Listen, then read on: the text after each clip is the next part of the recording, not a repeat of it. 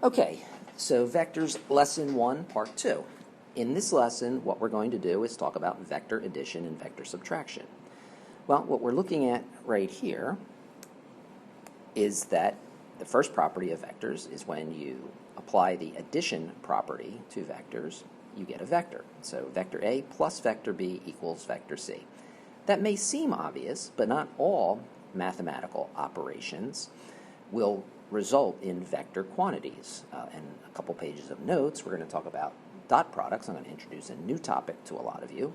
And that vector operation, that mathematical operation, actually results in a scalar. But for this one, vector A plus vector B equals vector C.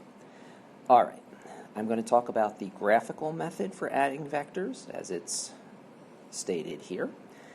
And let's say we have the vector A at plus 3 meters x hat, and we have the vector B at minus 4 meters x hat. So we have these two vectors, and we want to add them together.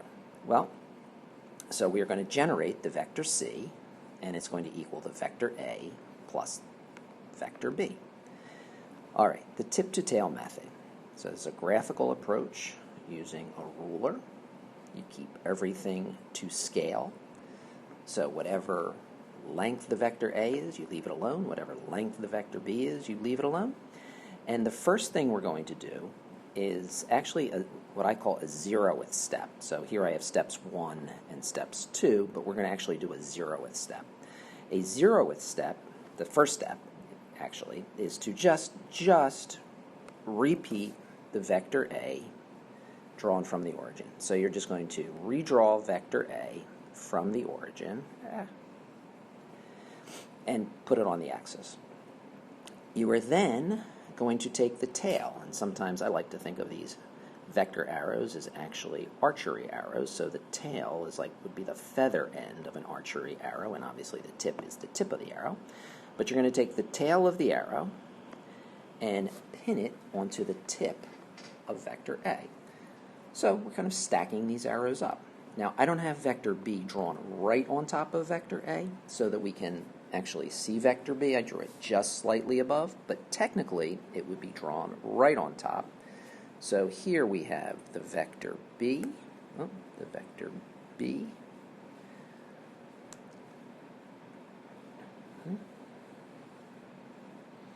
The vector B drawn in right on top of vector A. And then to finish the vector addition, you go from the origin where you started your first vector A, and you go from the origin to wherever the vector addition ended. In this case, it goes from 0, 0 to -1, and that is your resultant vector for that vector addition. And since the result of adding the vectors is a vector, that vector, believe it or not, in mathematics is officially referred to as the resultant vector. So we will be doing this both in 1 and 2 dimensions. In 1 dimension, it really is pretty easy, and we would not even introduce vectors if the whole world behaved one-dimensionally, because as we can see on the next page, we really don't need vectors to add one-dimensional vectors together. So if I have a quantity plus 150 meters on the x-axis, and I have another quantity pointing negative 25 meters on the x-axis. So if I had those two vectors and I wanted to add them together, I can simply add and subtract the numbers the way you would add and subtract numbers, whether they're vector numbers or just numbers that you're adding and subtracting. So if we take 150 minus 25, we would do our zeroth step, put in the 150, drawn from the origin as is. We would then pick up the vector negative 25, and there's a typo here in my notes, that negative 2 should be negative 25. So if we then tip to tail the negative 25 on top of the positive 150, our resultant is the positive 150 that we have here graphically. And of course, we could have just added and subtracted them as numbers. So in 1 dimension, we certainly would not do the graphical tip-to-tail method in normal circumstances. The vectors also do not have to come in solely whole numbers. You can have fractions of numbers, so you can have the 573.5, and if I add it to vector b, which is negative 43.25, I get my resultant vector, which is the positive 530.25 meters in the y direction. So these are all one-dimensional. So this was only in the x direction, this is only in the y direction, and when the vectors are solely in one dimension, in x only or in y only, you can add and subtract them. Please note, you cannot add and subtract vectors that are not on the same axes. So we could not take 150 meters x hat and just subtract 25 meters y hat from it and get a simple numerical answer like we have here. That would be a two-dimensional vector addition, and we'll talk about that in a moment as well. Okay, vector subtraction. So the final part of lesson 1 is to understand vector subtraction.